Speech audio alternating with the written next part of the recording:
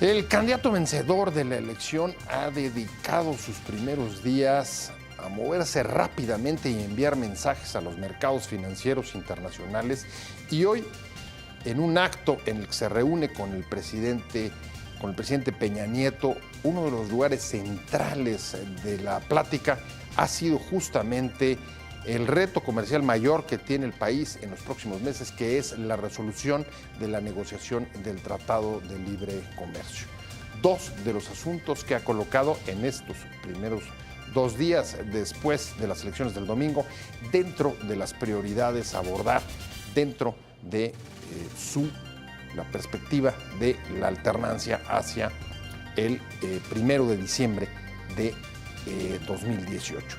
Vamos a hablar de esto en Opiniones Encontradas, la reacción internacional y los mensajes que el presidente electo, bueno, aún no presidente electo, el candidato vencedor de las elecciones ha enviado a los sectores financieros internacionales y, por supuesto, también a los grupos de poder en Washington, con el objetivo justamente de incorporar a su equipo a la negociación del tratado o a la última parte de la negociación del tratado.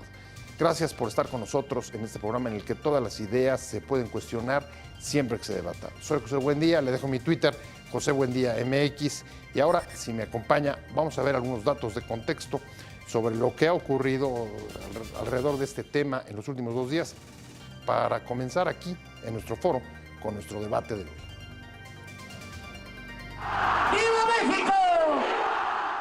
El virtual candidato vencedor de la elección presidencial, Andrés Manuel López Obrador, ha dedicado sus primeros mensajes a tranquilizar a los mercados financieros sobre su política económica y una transición ordenada del poder hasta que tome posesión del cargo el próximo 1 de diciembre. Su primer encuentro público desde que conoció su triunfo el domingo fue este martes con el presidente Enrique Peña Nieto en Palacio Nacional, al que buscó para ponerse de acuerdo sobre el cambio de estafeta en el Ejecutivo y la manera de trabajar durante los 6 meses de la transición entre las dos administraciones. Los receptores de sus primeros mensajes son los empresarios, que han expresado preocupación por algunas de sus políticas económicas y, sobre todo, por el futuro de las reformas estructurales que emprendió la actual administración de Peña Nieto en energía, laboral y educación. Del encuentro con el mandatario, los destinatarios del mensaje son también la comunidad financiera, que ha expresado inquietud por la ampliación del gobierno saliente y entrante en la toma de decisiones durante el segundo semestre del año. En este marco, López Obrador sostuvo desde el día siguiente de los comicios una larga conversación telefónica con el presidente de Estados Unidos, Donald Trump, para hablar sobre el mayor reto comercial que aguarda a su administración con la resolución de la negociación del Tratado de Libre Comercio con Estados Unidos y Canadá. Simultáneamente, el propuesto para ocupar la Secretaría de Hacienda del próximo gobierno, Carlos Ursúa, entró en contacto con inversionistas de Wall Street tras la elección para ganar la confianza de los mercados y evitar nerviosismo por el triunfo de López Obrador. El presidente Enrique Peña Nieto manifestó la disposición de su gobierno para llevar a cabo una transición ordenada y eficiente en beneficio de las mexicanas y los mexicanos, escribió desde su cuenta de Twitter. Al arribar al edificio, el político tabasqueño afirmó que llegaba al encuentro con Peña Nieto tranquilo y seguro. Muy tranquilo, seguro, con el respaldo de los ciudadanos mexicanos y con ánimos de conciliación y de buscar una transición ordenada para el beneficio de todos, respondió al ser cuestionado sobre con qué ánimos llegaba a la reunión. López Obrador dijo sobre la conversación con Trump que le propuso explorar un acuerdo integral de proyectos de desarrollo que generen empleos en México y con ello reducir la migración y mejorar la seguridad.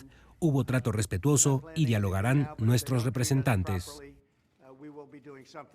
Arrancamos con Opiniones Encontradas. Muchas gracias por estar con nosotros.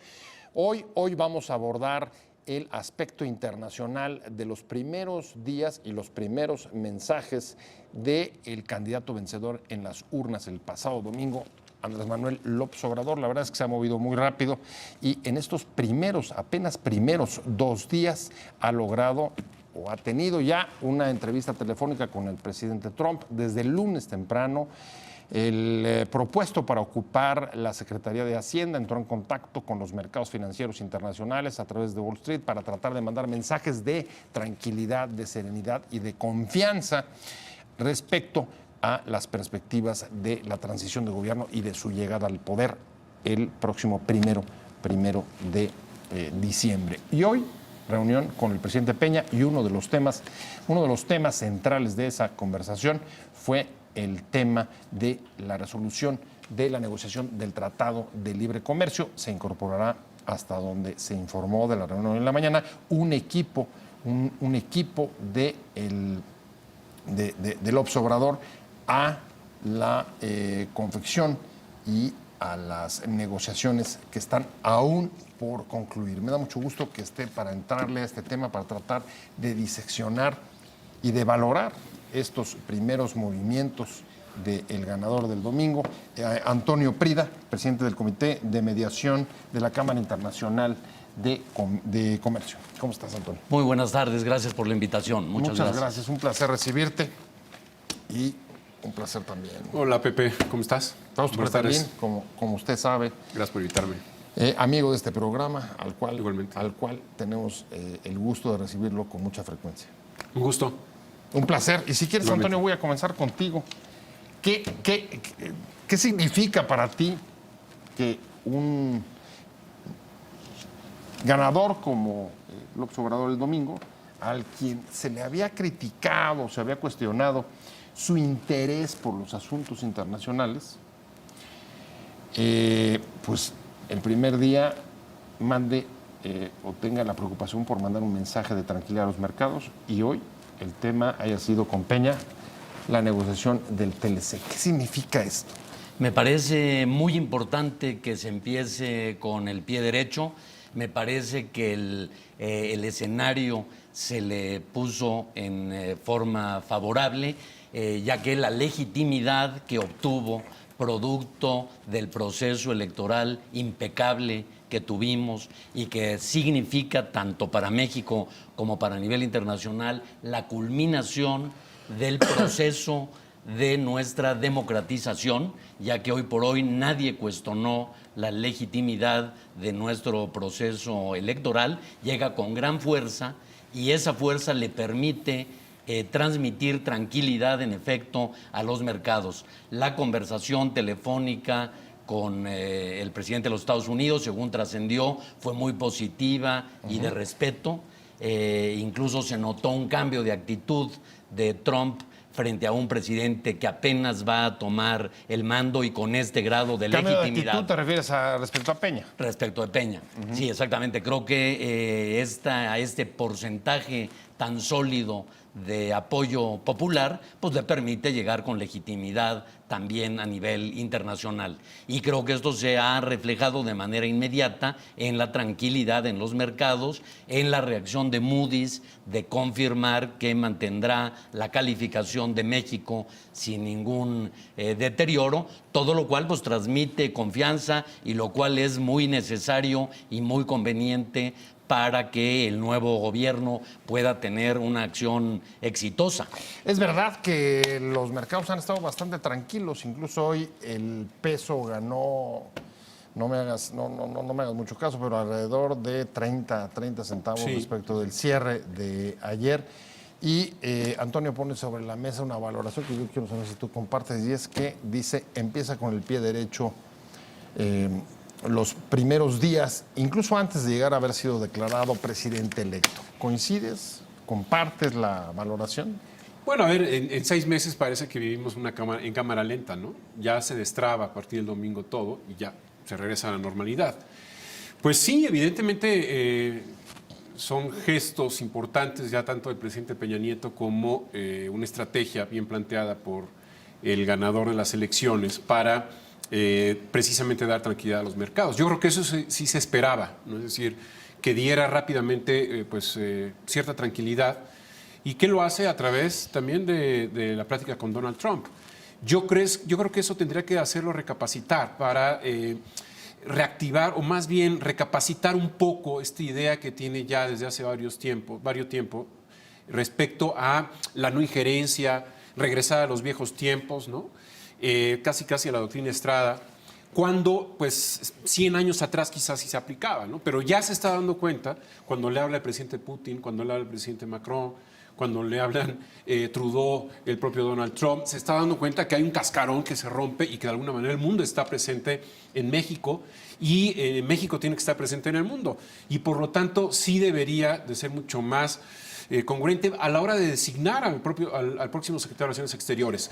Creo que Héctor Vasconcelos no es la persona adecuada para dirigir la Secretaría de Relaciones Exteriores, es un personaje mucho más ligado a la cultura que a la diplomacia y en ese sentido pues tendrá que recapacitar, ¿no? ¿Qué quiere? Hacia dónde quiere llegar con su nuevo plan de política exterior. Antes de ir con Antonio, para ver si comparte un poco tus afirmaciones, tus posiciones, preguntarte, porque él también puso sobre la mesa que había notado un cambio de actitud del presidente Trump, nada menos que del presidente Trump respecto de pues, la conducta que había tenido con Peña. ¿Tú la ves? ¿Te parece que...? Yo creo que la primera clave que debemos entender ya de Trump es no creerle, ¿no? Es decir, podrá estar sonriendo y ser muy amistoso con López Obrador, pero otro día puede mostrar lo contrario. Yo creo que los dos se parecen. Es decir, Trump y López Obrador son dos caras de la misma moneda. Es decir, los dos son etnocéntricos, los dos prometen o llegaron a la presidencia prometiendo, en el caso de Trump, pues drenar el pantano de Washington, es decir, contra todo lo que son las élites políticas, mientras que López Obrador llegó prometiendo atacar o criticando a la mafia del poder. O sea, yo creo que sí hay similitudes. Uno sí es político y otro empresario. Los dos son pragmáticos. López Obrador lo ha ganado a través de 18 años en la política y Donald Trump, pues de alguna manera tiene una piel no política, es un outsider de la política y comunica rápidamente, como también lo hace López Obrador directamente a través de las redes sociales. Yo creo que sí se parecen mucho y quizás puedan llegar a tener sintonía. Pero ya de ahí a decir, ya se ganó a Trump, ya van a tener una buena relación, pues eso evidentemente yo no lo creo. Pone sobre la mesa, Fausto, el tema del que vaya a ser propuesto. Bueno, propuesto ya hay. Propuesto es Vasconcelos. Ese es el nombre que figuró cuando presentó su gabinete, incluso antes de comenzar la campaña, si mal no recuerdo. Pero se siguen incluso barajando otros nombres. Hoy, los últimos días, incorporó el nombre de Marcelo Ebrard para que acompañara a Vasconcelos en la transición en la materia de relaciones exteriores. ¿Tú compartes la opinión de Yo conozco a Héctor Vasconcelos, me parece un funcionario competente, con trayectoria, con cierta experiencia diplomática. Fue embajador de México. Que no fue muy afortunado, por cierto. Pues, y además por un periodo relativamente corto, sí. Pero ciertamente no corresponde su perfil al dinamismo que hoy requiere una secretaría de este tipo, muy vinculada con temas comerciales. También se requiere el apoyo de la Secretaría de Economía desde la Cancillería y también el tema de la edad. Vemos que tanto él como otros funcionarios propuestos por López Obrador, pues son ya de añada anterior. Este puesto implica viajes constantes al exterior, tener un gran dinamismo y pues la ley natural de la vida esto lo impide en personas de cierta edad. Entonces yo creo que habrán de encontrar un perfil más apropiado. Creo que eso es fundamental. ¿Ebrard te lo parece? ¿Ebrard te parece que puede hacer ese perfil? Pues no le veo tampoco la experiencia internacional. Subió, ¿no? Tampoco le veo la experiencia internacional y ese fogueo en los temas diplomáticos. Creo que es importante que encuentre gente de talla de alto nivel, como lo hizo, ya que admira él tanto al presidente Juárez. Creo que el gran éxito que tuvo Juárez en su momento fue el que tuvo un gabinete de altísimo nivel. Y creo que tendría que aspirar a ello. ¿Pensarías que ninguno de los dos finalmente sea el que quede como canciller? ¿Tú compartes? Yo creo que va a haber periodos. En la primera parte de su gobierno, quizás el primer año, pueda llegar a nombrar a Vasconcelos, ¿no? Por la enorme lealtad que le han mostrado. Es decir, en las épocas más frías para López Obrador, ahí estaba Héctor Vasconcelos al lado de él. En ese sentido, pues la gratitud se le va a pagar, ¿no? La llegada de Ebrard, pues sí llama mucho la atención, ¿no? O sea, ¿por qué Relaciones Exteriores? Estará buscando una secretaría cómoda para no desgastarse y llegar en la segunda parte del sexenio con mayor fuerza, quizás saltando a otra secretaría y de ahí buscando pues su sueño de vida, que es ser presidente. No lo sé, Pero coincido, yo creo que sí le falta callo a Marcelo Ebrard, aunque de alguna manera pues es un hijo político de Manuel Camacho, ¿no? Lo cual, pues, cuando estuvo en Relaciones Exteriores, también Camacho, pues, ahí se fue fogueando un poco, ¿no? Pero de alguna manera sí, sería muy, muy bueno que dentro del servicio exterior de México pudiera emerger pues una de las tantas figuras que existen, ¿no? en este momento, que son muchísimas. Pero, pues bueno, sabemos que son designaciones políticas y que en el mayor de los casos... Ahora, curioso, porque no arrancó, digamos, a la defensiva con el discurso. Yo estoy pensando otra vez en la conversación con Donald Trump, lo que ahí dijo, que planteó al presidente de Estados Unidos fue, oiga, vamos a hacer un acuerdo y un plan integral y incorporar no solamente la negociación comercial, sino también asuntos de inversiones, y de cooperación, ¿no? El tema que sacó en alguno de los debates sobre la alianza, eso es lo que me recordó, la Alianza de América del Norte. Es un viejo...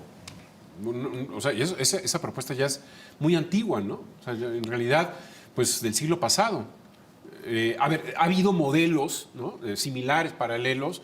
A ver, la iniciativa Mérida, por ejemplo, también tenía quizás ese objetivo. El plan Puebla-Panamá, ¿no? De Vicente Fox, también tenía ese objetivo, es decir, generar o proteger, darle más resorte a Centroamérica en términos de desarrollo económico para evitar precisamente lo que no quiere Trump, la migración. Exacto, o sea, generar empleo para evitar el desplazamiento un poco en la idea que ha repetido de no hay mejor política exterior contra la migración o para resolver el problema de la migración que generar oportunidades en este lado de la frontera y en el sur. Yo creo que ir hacia Centroamérica. Pero yo quisiera retomar la propuesta tuya, que me parece evidente y muy importante, que saliera ese canciller de las propias filas de la Secretaría de Relaciones Exteriores. Tenemos embajadores con experiencia de toda una vida y no creo que un nuevo gobierno deba de abrir un frente inventando el hilo negro. Ya tuvimos en época reciente a un subsecretario de primerísimo nivel, por ejemplo, Juan Manuel Gómez Robledo, nuestro embajador actual en París. Es un profesional de la diplomacia que tendría un perfil idóneo para ser canciller, entre muchos otros. Pero me parece que ese sería uno de los cambios que los mexicanos querríamos ver, institucionalidad en las instituciones que tienen ya un rigor técnico y una estructura, como es el caso de Banco de México, de la Secretaría de Relaciones Exteriores, en donde hay que respetar las estructuras y dejar que emerjan funcionarios de alto calibre de allí mismo, de especialistas. Bueno, estamos hablando del mensaje internacional de los primeros días del vencedor en las urnas el domingo, Andrés Manuel López Obrador, y nos quedamos en esa postura que expresa en la primera plática con Donald Trump al día siguiente de la elección. ¿Te parece que fue, digamos, mucho más, firme o implica un cambio, digamos, en el trato, en la actitud o en el discurso respecto al que había tenido Peña con Trump? Pues sí, se me hace importante que haya habido ese acercamiento inmediato. Creo que deberá de tratar de provocar una reunión también a la brevedad posible para meter en los temas de la agenda los asuntos que interesan a México, como es el tema, en primerísimo lugar, de la migración, el tema del respeto a los derechos humanos en términos generales en el mundo, en donde le va a costar trabajo a López Obrador mantener su posición de no intervención en asuntos internos de los otros estados, en donde hay violaciones de derechos humanos, en donde obviamente pues el principio pro persona pone por encima de cualquier otro aspecto la prioridad de defender los derechos humanos. La importancia de cuidar la frontera con México en materia de armas, esta posición absurda de Estados Unidos de la venta abierta de armas y que ha permitido la permeabilidad en territorio nacional de las armas que terminan en manos de los narcotraficantes. Así que toda esta agenda que le importa a México, será importante ponerla de manera inmediata, asegurando que se traten todos los temas de manera conjunta e integrada. Una agenda que fue bastante poco explorada en la campaña. Se habló poco de derechos humanos, se habló menos del tema del comercio de armas o el paso de las armas por la frontera con Estados Unidos, y que indudablemente va a ser difícil de articular con la doctrina Estrada. Yo creo que lo más ridículo, lo más caricaturesco que vimos en la campaña fue que a uno de los 3 debates se le tituló México en el mundo, ¿no?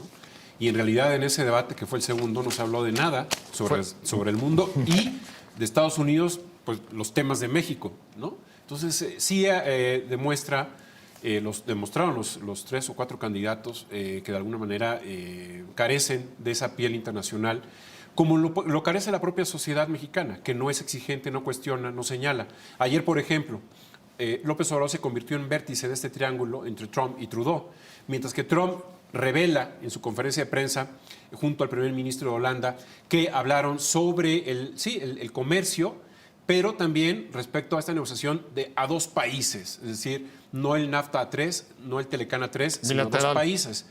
Unos minutos después, unas horas después, Trudeau le llama por teléfono a López Obrador y desde el despacho del primer ministro canadiense sale un reporte diciendo que hablaron sobre el Telecán.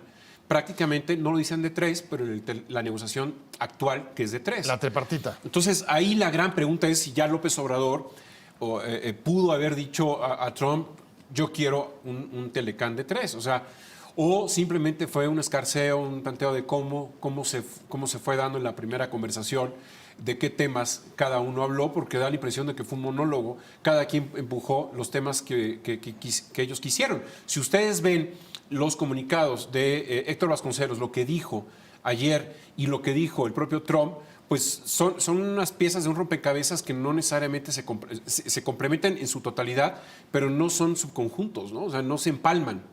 En ese sentido, o sea, quiere decir que no estaban señalando lo mismo, no estaban poniendo el no dedo necesariamente, en el mismo punto. Y en particular hablo del tema de la negociación del Telecán a 3, ¿no? Que ya sabemos muy bien que Donald Trump quiere una negociación a 2.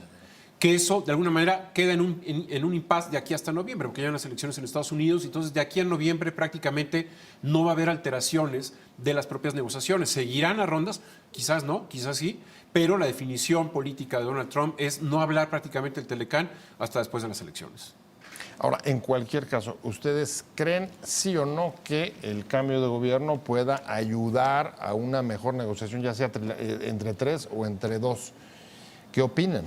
Yo creo que la oxigenación que da un cambio de gobierno, con la pretensión de ser un cambio de régimen, da la oportunidad de cambiar estrategias, de insistir en temas, de flexibilizar posturas en algunos temas para encontrar acuerdos, y ciertamente el bono democrático con que cuenta actualmente López Obrador, de disposición favorable de la sociedad mexicana en su conjunto para apoyarlo, creo que él podrá tomar ventaja. Creo que es fundamental que el equipo de López Obrador, que no le dio prioridad ciertamente al tema internacional durante la campaña, se asesore y se acerque a organismos de la sociedad civil organizada, claramente el COMEXI, el Consejo Mexicano de Asuntos Internacionales, claramente al capítulo mexicano de la Cámara Internacional de Comercio, claramente en materia, por ejemplo, de corrupción, a Mexicanos contra la corrupción, en materia educativa, a Mexicanos Primero. O sea, tiene que acudir el presidente a los especialistas, que en muchos casos son ni más ni menos que la sociedad civil organizada, que todos tienen en este momento una actitud favorable de apoyar y de tratar de encontrar temas de coincidencia con el candidato. Hay temas en donde no va a haber acuerdo, ciertamente, pero hay muchos temas en donde puede haber esa coincidencia. Bueno, pues ahí está, voy a tener que seguir con nosotros el mensaje internacional de los primeros días del ganador de las elecciones del pasado domingo, Andrés Manuel López Obrador. Estamos hablando con Antonio Prida Curtis, que es el presidente del Comité de Mediación de la Cámara Internacional de Comercio y además integrante miembro de COMEXI.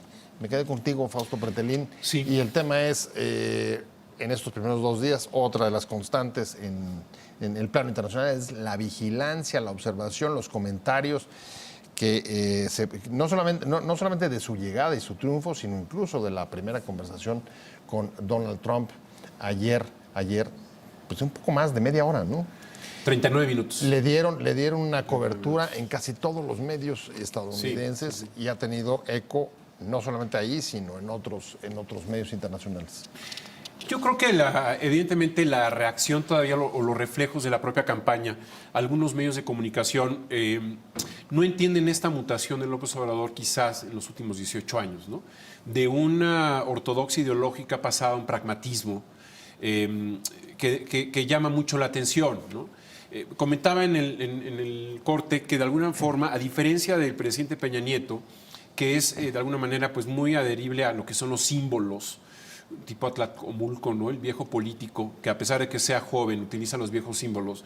En el caso de Trump, se va a encontrar con un presidente muy similar a él, al que quizás, y esto es en términos paradójicos, le va a tener más respeto que al propio Peña Nieto, ¿no? Es decir, cuando el presidente Peña Nieto y Luis Videgaray lo traen como candidato, punto de vista de que llega con una serie de promesas que quizás va a costarle mucho trabajo cumplirlas, ¿no?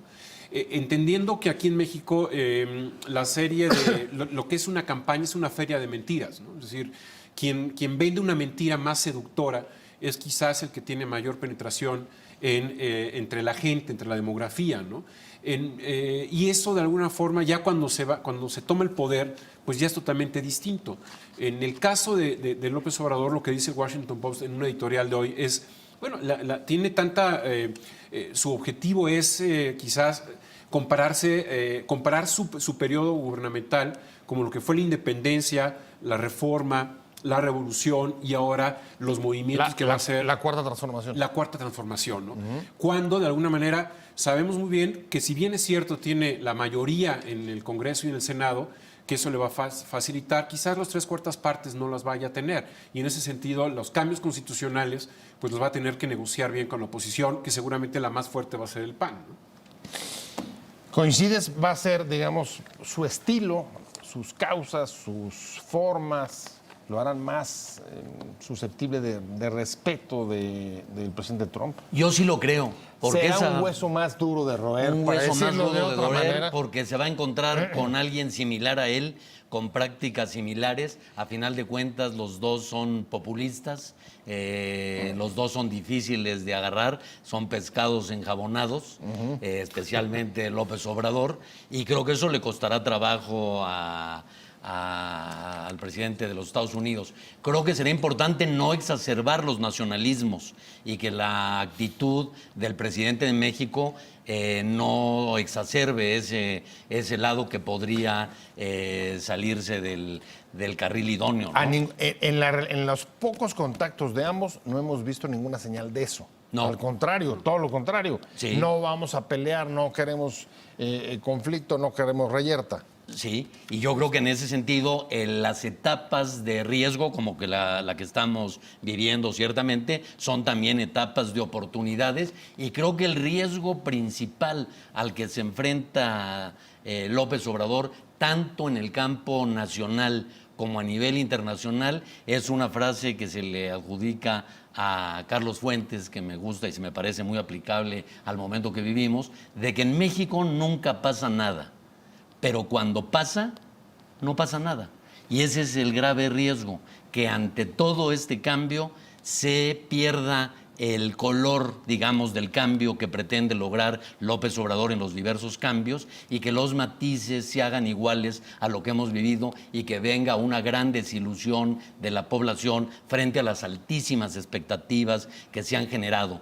Ya vemos en el propio conglomerado alrededor de López Obrador, en Morena, en su gabinete, a personas de perfiles muy distintos, como Romo, un empresario de corte tradicional, frente a radicales de izquierda. Un poco nos recuerda al PRI de antes, en donde todo mundo cabe. Falta juventud, ¿no? Y falta, por otro lado, juventud, ciertamente, sí. Especialmente en el gabinete. Sí. Entonces, creo que el gran riesgo que enfrenta López Obrador es el no caer en lo mismo. Es difícil que eso suceda en un mundo con la dinámica de cambio tan fuerte como el que estamos. Sí, dos cosas rápidamente. Yo creo que debe desplegar el mapamundi en su máxima expresión. Ya el presidente ruso dijo, o aprovechas este momento, que vale la pena que lo hagas, o prácticamente no va a servir mucho. Macron lo invita a Francia. El otro tema es el Grupo de Lima y Nicaragua. Yo creo que de alguna forma la palabra injerencia la tiene que ir disipando paulatinamente, porque en el siglo XXI la globalización no es una materia optativa, es obligatoria. Y el tema de los derechos humanos en Nicaragua, la violación consistente, continua de Nicolás Maduro en Venezuela, no puede generar un desaliento por parte de México, cuando una de las ventajas que tuvo Videgaray en este caso fue el empujar el Grupo de Lima, y hay que seguir en ese tema. Ojalá que no lo va a echar para abajo. Y en esa materia de diversificación, que me parece importantísimo, no podemos... de la relación. De las relaciones, no puede ser lógico que tengamos el 80% de nuestra relación comercial con Estados Unidos. Es imperioso diversificarnos, para lo cual se debe echar mano de este instrumento que me parece muy idóneo que creó Calderón de ProMéxico, esta agencia del gobierno federal que promueve comercio e inversión en el mundo y que desde luego debe dársele, en mi opinión, un gran impulso. Y estoy yendo ya, se me está acabando el tiempo, pero lo que hay es todavía interrogantes. Hay interrogantes y una de las áreas donde hay interrogantes es justamente las relaciones internacionales. Así es. ¿No? ¿Qué posición tendrá con Nicaragua? Por supuesto con Venezuela, pero también el Grupo de Lima. La OEA, ¿qué va a pasar con la cuenca del Pacífico. Sí, la Alianza del Pacífico, sí. Todo eso, ¿no? Yo creo que son muchos temas, la relación con la Unión Europea, ¿no? Asia, evidentemente. Dejar de decir que Chile es un futuro, ¿no? Eso ya también pasa una constante. Y antes que nada, ¿se involucrará en eso? ¿Ustedes lo ven involucrados en las relaciones internacionales? ¿O gente de tanta confianza como Ebrard sería justo para poder relegar esa Yo tarea creo que debe en recargarse en la Cancillería, en expertos? No es su tema, no es un hombre internacional, no habla idiomas, no ha viajado, es un personaje que logró el consenso para estar donde está por su arraigo popular, que deje los aspectos internacionales en manos de los profesionales. Bueno, ahí está. Muchas gracias por la intervención de los dos. Muchas gracias, le agradezco mucho que haya estado con nosotros esta tarde Antonio Prida Curtis, presidente del Comité de Mediación de la Cámara Internacional de Comercio y además miembro del COMEX. Muchas gracias. Muchas gracias por haber venido. Y como siempre, muchas gracias. Gracias, Pepe. Fausto Pretelín, analista internacional. Muchas gracias a los dos, pero sobre todo muchas gracias a usted por haber estado con nosotros hoy en Opiniones Encontradas.